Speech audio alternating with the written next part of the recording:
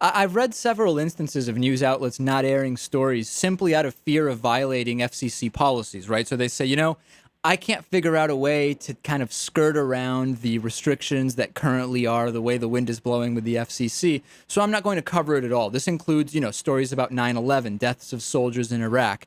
It feels to me like we're getting closer to, the more we restrict what can be broadcast, we're getting closer to an Orwellian society. I mean, it's no different than looking over your shoulder for a camera in 1984, is it not? Don't we need to get away from that and relax these restrictions, antiquated restrictions? Well, I tell you, in the Seven Dirty Words case, FCC versus Pacifica, Justice Stevens wrote what is called the plurality opinion in that case. I think he made a very important point in a footnote.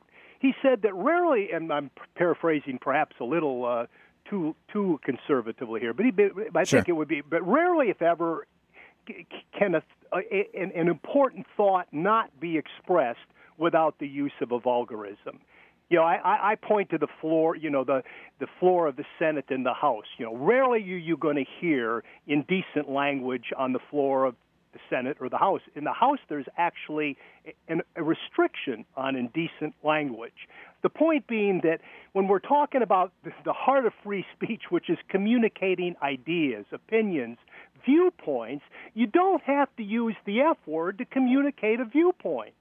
And historically we have made that distinction. The difference between an opinion, a view that nobody likes. Clearly that's why we have a First Amendment. But the First Amendment was never intended to give somebody the right to go out in the middle of Central Park and with a bullhorn and curse as much as they want and drive most of the rest of the people out of the park. That's not why we have a First Amendment. It's an interesting point, but even if that's not the reason for the First Amendment, that doesn't mean that we can't say, you know what, when it comes to the argument of protecting kids, which I read a little bit about on your website, and when it comes to figuring out the rating systems for movies, I mean, it seems it's so completely subjective to say that those things, going out into Central Park and just yelling out profanity, would be in some way against the law.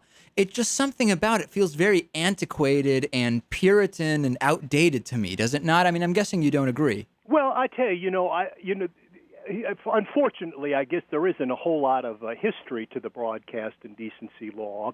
But what little history I am aware of, I think I'm on safe ground in saying that the restriction on broadcast indecency didn't just develop out of thin air. No, it didn't. It developed in real space. Not that it would be wise for our government to say that every single four-letter word should be, if you utter one four-letter word in public, no matter what the circumstances, perhaps even in private, you've committed a crime.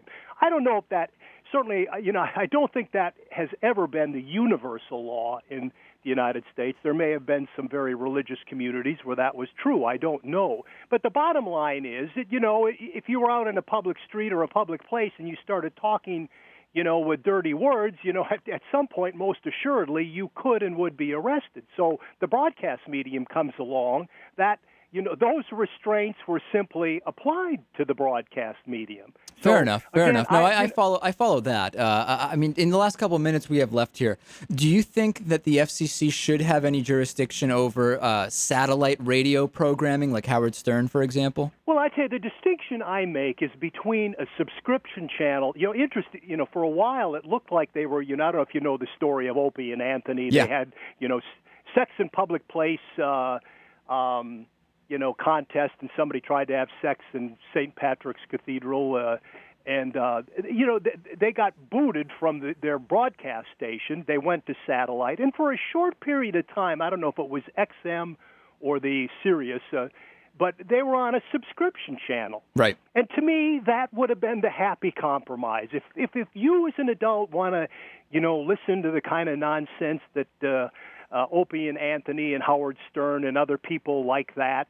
I should not be like that. I don't want to be. But, fine. But don't put it out so that when Dad and Mom are driving in the countryside in the rented car with the kids in the back seat and they turn the radio on, they're going to hear all this stuff. One example. Now, I'm not trying to silence all vulgarity. And it's certainly on cable. I think there are subscription channels where not that anything should go on HBO, but in my opinion, if you bring that pig pen into your home, you've made a decision to do that. So, Robert, I take it you're a Howard Stern fan, it sounds like.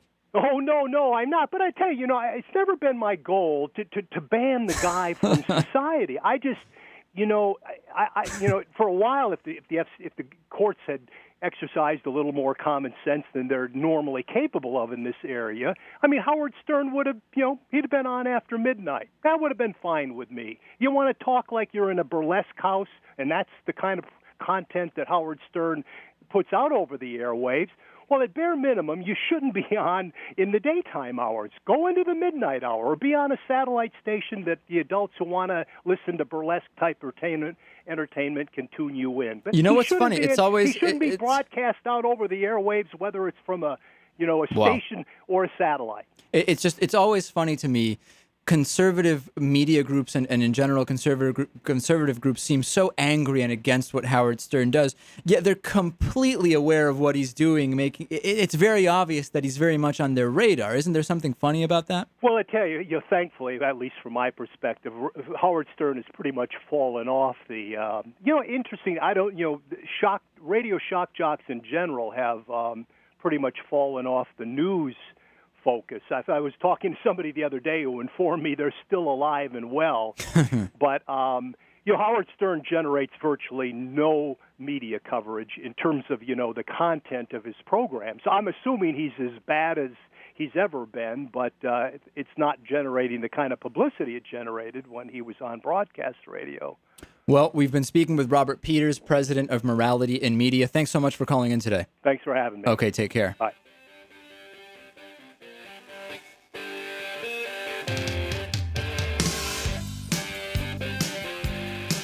Midweek Politics with Dave Pakman on midweekpolitics.com.